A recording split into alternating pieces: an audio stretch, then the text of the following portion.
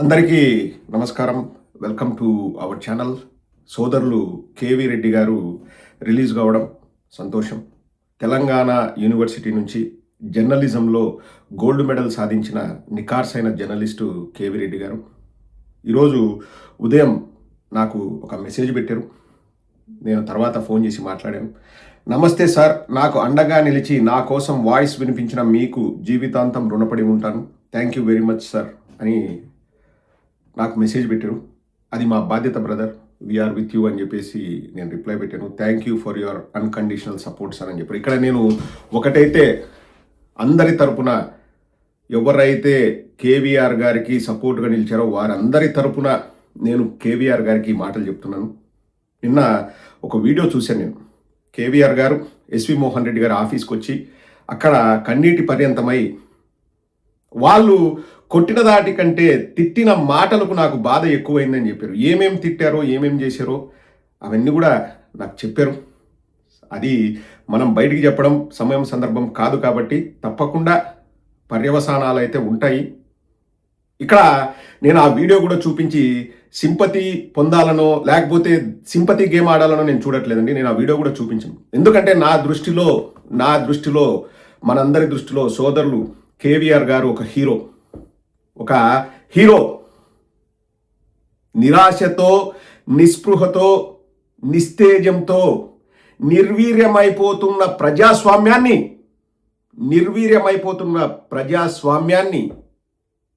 నిర్జీవంగా తయారవుతున్న ప్రజాస్వామ్యాన్ని వాయువు అందించి ఊపిరుదాలని చూసిన గొప్ప జర్నలిస్ట్ కేవీఆర్ గారు. హ్యాట్స్ ఆఫ్ కేవీఆర్ గారు, మీరు మా అందరి దృష్టిలో ఒక హీరో.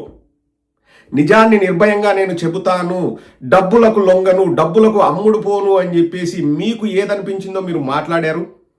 దాని పర్యవసానమే ఈరోజు ఒక తెలంగాణ జర్నలిస్ట్ని తెలంగాణలో బతుకు తెరువు కోసం వెళ్ళి అక్కడ ఒక ఛానల్ పెట్టుకున్న వంశీ అనే వ్యక్తి ఆంధ్రాలోని కర్నూల్లో తన రిపోర్టర్ చేత కేసు పెట్టించి పెద్దవాళ్ళ పలుకుబడి ఉపయోగించి స్టేషన్కు పిలిపించి 3rd డిగ్రీ ప్రయోగించారంట, బండ బూతులు తిట్టారంట.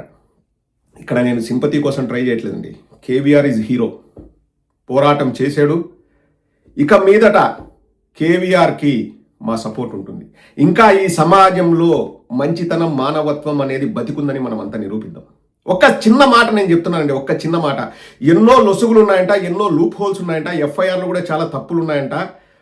YSR Congress party legal team first minute నుంచి సపోర్టుగా ఉండింది కేవీఆర్ గారికి. ఖచ్చితంగా ప్రజాస్వామ్య పద్ధతిలో చట్టబద్ధంగా, న్యాయబద్ధంగా పోరాటం అయితే జరిగి తీరుతుంది. ఎవరు కూడా భయపడే ప్రసక్తి లేదు, ఎవరు వెనక్కి తగ్గే ప్రసక్తి అసలే ఉండదు. ఇక్కడ ఒక చిన్న విషయం నేను చెప్తానండి, మిగతావన్నీ పక్కన పెడదాం.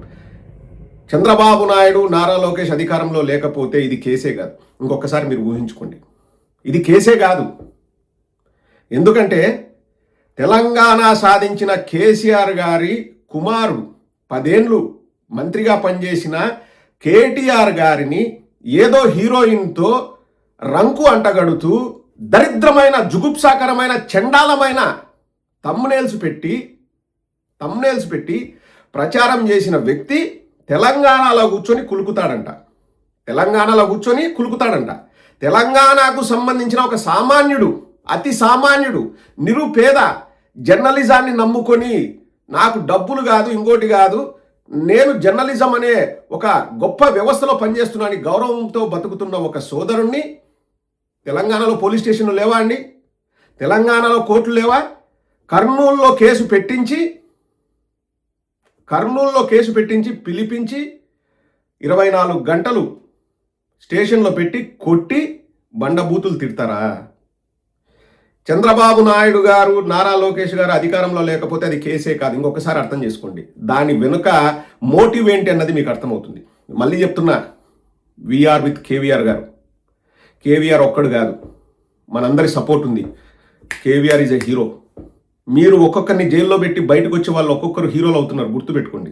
ఈ సందర్భంగా నేను మళ్ళీ తెలుగుదేశం సోదరులకి, జనసేన సోదరులకి నేను ఒకటి చెప్తున్నాను. ఇప్పుడు సామాన్య కార్యకర్తల మీద కేసులు పెట్టారు, ఏదో బూతులు తిట్టారు, అది అని చెప్పేసి. జర్నలిస్టును పిలిపించి కొట్టి బండబూతులు తిట్టడం అన్నది ఎప్పుడైనా ఎక్కడైనా చూశారా? అమ్మ నా బూతులు తిడుతూ 3rd డిగ్రీ ప్రయోగించడం ఎప్పుడైనా చూశారా? నారా లోకేష్ ఏదో మాస్ ఇమేజ్ తెచ్చుకోవడానికి చాలా ప్రయత్నం చేస్తున్నాడు, చాలా డేంజరస్ గేమ్ ఆడుతున్నాడు. రేపొద్దున అధికారం కోల్పోయిన తర్వాత very next second Pawan Kalyan కానీ, నారా లోకేష్ కానీ, చంద్రబాబు కానీ వాళ్ళు ఆంధ్రప్రదేశ్లో ఉండరు. వాళ్లకు బ్లాక్ క్యాట్ కమాండోలు ప్రొటెక్షన్ ఉంటుంది. వాళ్ళు హైదరాబాద్లో కూర్చుంటారు. వాళ్ళు ఆంధ్రప్రదేశ్ కూడా ఫస్ట్ 6 నెలలు నాకు తెలిసి రాను కానీ రారు. మీ పరిస్థితి ఏంటి? నేను సామాన్య తెలుగుదేశం కార్యకర్తను, సామాన్య జనసేన కార్యకర్తని అడుగుతున్నా, మీ పరిస్థితి ఏంటి? ఇక్కడ నేను ఏ రోజు కూడా వైఎస్ఆర్ కాంగ్రెస్ పార్టీ వాళ్ళను రెచ్చగొడుతూ మనం రెచ్చిపోదామని మేము ఎక్కడా మాట్లాడలేదు. వద్దు, బూతులు మాట్లాడొద్దు, చెడు మాటలు మాట్లాడొద్దు. ప్రజాస్వామ్యయుతంగా, ప్రజాస్వామ్యబద్ధంగా, ప్రజాస్వామ్య పరిరక్షణ కోసం మనం పాటుపడదామని నేను ఎప్పుడైనా చెప్తున్నాను. నేను తెలుగుదేశం వాళ్ళని కానీ, జనసేన వాళ్ళని కానీ ఇంతవరకు గుండెల మీద చేసుకొని చెప్తానండి, ఒక కార్యకర్తను కూడా నేను చిన్న మాట, పల్లెత్తు మాట అనలేదు. ఎందుకంటే వాళ్ళేం అనుభవించట్లేదు నాకు తెలుసు. సామాన్య తెలుగుదేశం కార్యకర్త కానీ, సామాన్య జనసేన కార్యకర్త కానీ వాళ్ళేం విపరీతంగా రాజకీయాల్లో డబ్బులు సంపాదించి వాళ్ళేం ఊరేగట్లేదు. వాళ్ళు బాధితులు. సంపాదించుకునేది, స్పెషల్ ఫ్లైట్లలో ఊరేగేది, స్పెషల్ హెలికాప్టర్లో ఊరేగేది నాయకులు. రేపు వీళ్ళు దెబ్బలు తినాలనా? రేపు వీళ్ళు ఇబ్బంది పడాలనా? అందుకే చెప్తున్నా, రాజకీయం చేద్దాం, విమర్శలు ప్రతి విమర్శలు చేసుకుందాం, కానీ ఒక పరిధి దాటి ఈరోజు నారా లోకేష్ ఉన్నాడు కదా, చంద్రబాబు ఉన్నాడు కదా, మాకు ప్రొటెక్షన్ ఉంది కదా, మేము చట్టాలని చేతిలోకి తీసుకుంటామని మీరు ఏదైనా చేస్తే 3 ఏళ్ల కాలం ఎంతోసేపు కాదు, గిర్రం తిరుగుతుంది. తర్వాత ఓడలు బళ్ళు అవుతాయి. తర్వాత మీ పరిస్థితి ఏంది? ఈ టైప్ ఆఫ్ పరిపాలన నేను ఎప్పుడు చూడలేదండి. ఈ టైప్ ఆఫ్ పరిపాలన నేను నా జీవితంలో చూడలేదు. చంద్రబాబు గారు గతంలో 14 ఏళ్ళు చేసినప్పుడు కూడా ఈ టైప్ ఆఫ్ పరిపాలన లేదు. సామాన్యుల మీద ఇంత పగబట్టి వాణ్ణి కొడితే నాకు ఆనందం, వాణ్ణి తిడితే నాకు ఆనందం అని సునకానందం పొందడం రాజకీయాలకు అది మంచిది కాదండి. ఫస్ట్ ఆఫ్ ఇట్స్ కైండ్ దారుణంగా సామాన్యులను తీసుకెళ్ళి ఇప్పుడు అదే కేవీఆర్కి ఒక ఛానల్ ఉండి, అదే కేవీఆర్కి పలుకుబడి ఉండి, అదే కేవీఆర్కి ఒక సిస్టము సెటప్ ఉంటే కేవీఆర్ను కొడతారండి? నేను మిమ్మల్ని అడుగుతున్నా, ఈ సామాన్యుల్ని అడుగుతున్నా. కేవీఆర్ సామాన్యుడు, కేవీఆర్ పేదవాడు, కేవీఆర్కి వెనకల పెద్దవాళ్ళ అండదండ లేదు, తీసుకెళ్ళి వాడిని కొడతాం, వాడిని అమ్మనాభూతులు తిడతాం.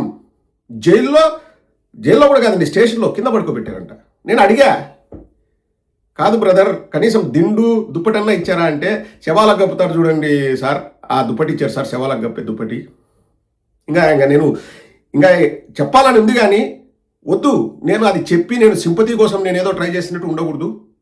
నువ్వు గడిపిన ప్రతి క్షణం కేవీఆర్ ప్రజాస్వామ్య పరిరక్షణ కోసం, నువ్వు పడ్డ బాధ, నిర్జీవమైపోతున్న ప్రజాస్వామ్యాన్ని మళ్ళీ తట్టి లేపడం కోసం నువ్వు చేసిన ప్రయత్నంగా నేను భావిస్తున్నాను. మన ఆంధ్ర రాష్ట్ర ప్రజలు, మన తెలంగాణ ప్రజలు, మన తెలుగు ప్రజలు భావిస్తున్నారు. గర్వంగా కాలర్ ఎగరేసి చెప్పు. ఎవ్వరికి భయపడాల్సిన అవసరం లేదు, ఎవరి కోసం నువ్వు తలవంచాల్సిన అవసరం లేదు. మానవత్వం అనేది ఇంకా బతికే ఉందని మనం అందరం నిరూపిద్దాం. కేవీఆర్ గారికి సపోర్ట్ చేద్దాం. సామాన్య జర్నలిస్ట్ అయితే అంత చులకన భావనండి, అంత అలుసా? తెలంగాణ నడిబొడ్డులో ఆంధ్ర నుంచి నువ్వు బతుకు తెరువు కోసం వచ్చి తెలంగాణకు సంబంధించిన వ్యక్తికి సినిమా హీరోయిన్తో రంకు గడుతూ, అతను మళ్ళా సామాన్య వ్యక్తి కాదు, మాజీ మంత్రి, 10 ఏళ్ళు తెలంగాణ కోసం పాటుపడిన మంత్రికి రంకు అంటగడుతూ నువ్వు పెద్ద మనిషిగా చలామణి అవుతావా? నువ్వు ఇంకొక సామాన్య జర్నలిస్ట్ని, ఒక జర్నలిస్టుగా తోటి జర్నలిస్టుగా అసలు కొట్టడమే తప్పు, లేకపోతే కేసు పెట్టించడమే తప్పండి. కర్నూలులో కేసు పెట్టిస్తాను, మళ్ళా ఏం తెలంగాణలో పోలీస్ స్టేషన్లు లేవా? కేసు పెట్టించి కొట్టిస్తారా? బండబూతులు తిట్టిస్తారా? 3rd degree ప్రయోగిస్తారా? ఇంకా నెక్స్ట్ ఏంది, చంపుతారా? అప్పుడు మీ కక్ష తీరుతుందా? ఇప్పుడు నారా లోకేష్ గారికి చెప్తున్నా, ఒక్క గొంతు నొక్కాలని చూస్తే నారా లోకేష్ గారు, మంది ప్రజాస్వామ్య ప్రభుత్వం, నియంతృత్వ పోకడలకు తావులేదు. ఒక్క గొంతును నొక్కాలని చూస్తే 1000 గొంతులు పైకి లేస్తాయి, గుర్తుపెట్టుకోండి. 1000 గొంతులు లేస్తాయి. మీకైనా, నాకైనా, ఎవరికైనా కానీ ఆ హీట్ తగిలితే తట్టుకోవడం కష్టం, చాలా కష్టం. నారా లోకేష్ గారికి చెప్తున్నా, తెలంగాణ ప్రజలు ప్రాణాలు ఇస్తారు, దిల్దార్ మనుషులు. వాళ్ళని రెచ్చగొట్టకండి, వాళ్ళని ఇబ్బంది పెట్టకండి, వాళ్ళ గౌరవంతో ఆడుకోవద్దండి మీరు. Brother KVR, we are with you. మేమంతా నీతో ఉన్నాం.